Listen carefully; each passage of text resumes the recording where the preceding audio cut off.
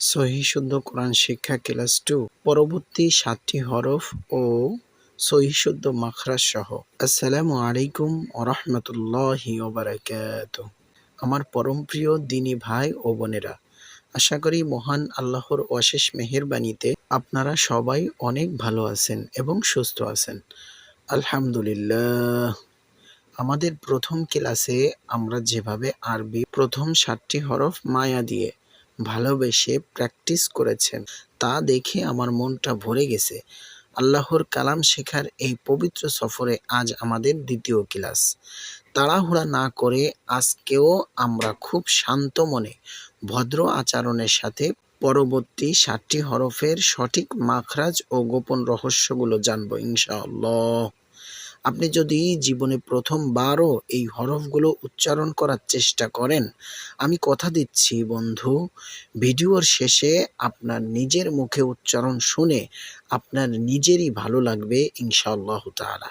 চলুন আমরা আমাদের হৃদয়ের কান পেতে আজকের ক্লাসটি শুরু করি। বন্ধুগণ, স্ক্রিনের দিকে একটু লক্ষ্য করুন। এখানে 2টি হরফ আছে যা দেখতে প্রায় একই রকম, শুধু একটু নুক্তার তফাৎ। দাল, এতে কোনো নুক্তা নেই। আপনার জিহ্বার আগা সামনের উপরের 2 দাঁতের গোড়ার সাথে আলতো করে লাগিয়ে বলুন দাল। এটি উচ্চারণ করার সময় একটা মিষ্টি ও স্পষ্ট আওয়াজ হবে। দাল, দালের মাথার উপরে একটি নুক্তা আছে, দেখতে পাচ্ছেন? এই হরফটি আমাদের অনেকেরই ভুল হয়। কেন হয় জানেন?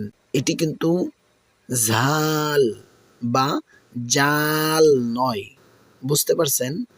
ঝাল বা জাল নয়। আপনার জিহ্বার আগা সামনের উপরে থাকা দাঁতগুলোর একদম আগার সাথে ছোঁয়াবেন এবং খুব নরম করে বাতাস ছাড়ার মতো করে বলবেন যাল যাল। প্রথম ক্লাসে আমরা যেভাবে হা হরফটি নরম করে পড়েছিলাম, হা, বুঝতে পেরেছেন? এটিও ঠিক তেমনি মোলায়েম হবে, একদম মোলায়েম করে পড়তে হবে। একটু চেষ্টা করুন বন্ধু। যাল যাল, মাশাআল্লাহ, কত চমৎকার উচ্চারণ। এবার পরের 2টি হরফ দেখুন, এদের চেহারাও কিন্তু একই রকম। এতে কোনো নুক্তা নেই। র র, এতে কোনো নুক্তা নেই। এর মাখরাজ হলো জিহ্বার আগার পিঠ তার বরাবর উপরের তালুর সঙ্গে লাগবে। এটি কিন্তু একটু গম্ভীর ও মোটা করে বলতে হবে। র র, একটু আমার সাথে পড়ুন। র, আপনার মুখের ভিতরে যেন একটু কম্পন তৈরি হয়। বলুন আমার সাথে, র র। এবার হলো ঝা। ঝা এর মাথার উপরে একটি নুক্তা দেখতে পাচ্ছেন। বন্ধুগণ, এই হরফটি যখন আমরা উচ্চারণ করব তখন আমাদের মুখ থেকে যেন একটি শীষ দেওয়ার মতো বা মৌমাছির পাখার মতো গুনগুন আওয়াজ বের হয়। দাঁত দুটো সামান্য চেপে বলুন জ্যা জ্যা জ্যা। এটি কিন্তু রালের মতো নরম নয়, এটি একটু শক্ত এবং তীক্ষ্ণ হবে। চেষ্টা করুন। জ্যা জ্যা, অসাধারণ, মাশাআল্লাহ। এবার আমরা যে 3টি হরফ শিখব, এগুলো আমাদের তেলাওয়াতের সৌন্দর্যকে হাজার গুণ বাড়িয়ে দেয়। একটু খেয়াল করুন।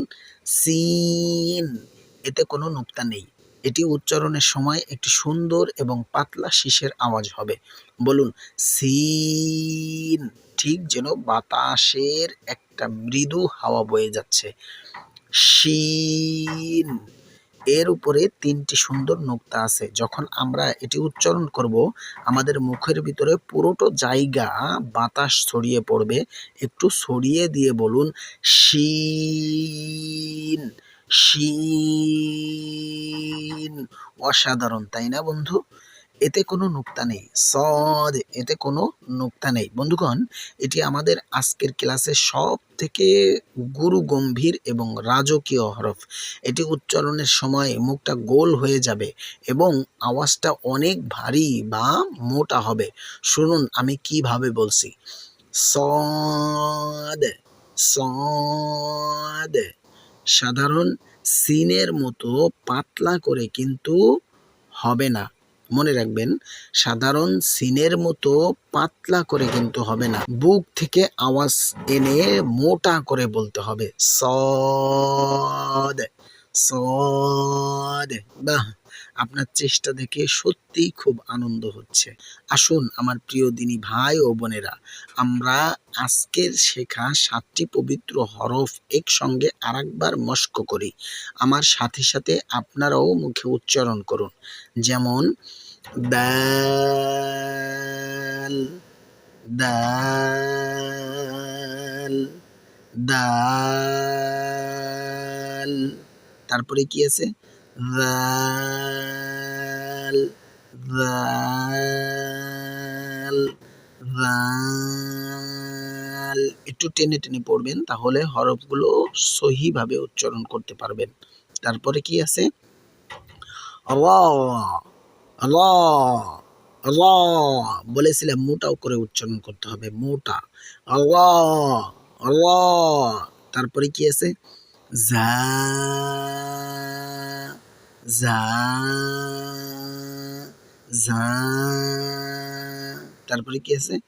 সিন সিন সিন।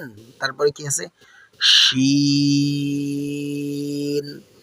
শিন শিন। صاد صاد صاد। আলহামদুলিল্লাহ, আল্লাহর দেয়া এই জবান দিয়ে যখন তার কিতাবের হরফগুলো এত সুন্দর করে উচ্চারণ করলেন, মনটা শান্তিতে ভরে গেল না?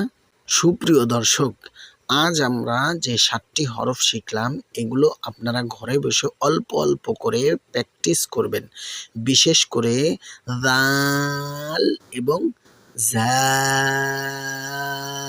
এর নরম ও শক্তের পার্থক্য, এবং শিন ও সদ এর পাতলা ও মোটার পার্থক্য খেয়াল রাখবেন। কোনো হরফ যদি উচ্চারণ করতে কষ্ট হয়, মন খারাপ করবেন না, কমেন্টে আমাকে জানান। আমি আপনাদের প্রতিটি সমস্যার সমাধান করে দেব ইনশাআল্লাহ। যদি মনে হয় আজকের ক্লাসটি থেকে আপনার একটু হলেও উপকার হয়েছে, তবে ভিডিওতে একটি লাইক দিয়ে আপনার বন্ধুদের সাথে শেয়ার করতে পারেন। আপনাদের একটি শেয়ার হয়তো অন্য কোনো ভাই বা বোনকে কোরআন শেখার সহজ পথ তৈরি করে দেবে। আগামী 3 নম্বর ক্লাসে আমরা পরবর্তী হরফগুলো নিয়ে আপনাদের সামনে হাজির হব। সেই পর্যন্ত আল্লাহ আমাদের সবাইকে সুস্থ রাখুন, নিরাপদে রাখুন। সবাই ভালো থাকুন, সুস্থ থাকুন। আসসালামু আলাইকুম ওয়া রাহমাতুল্লাহি ওয়া বারাকাতুহু।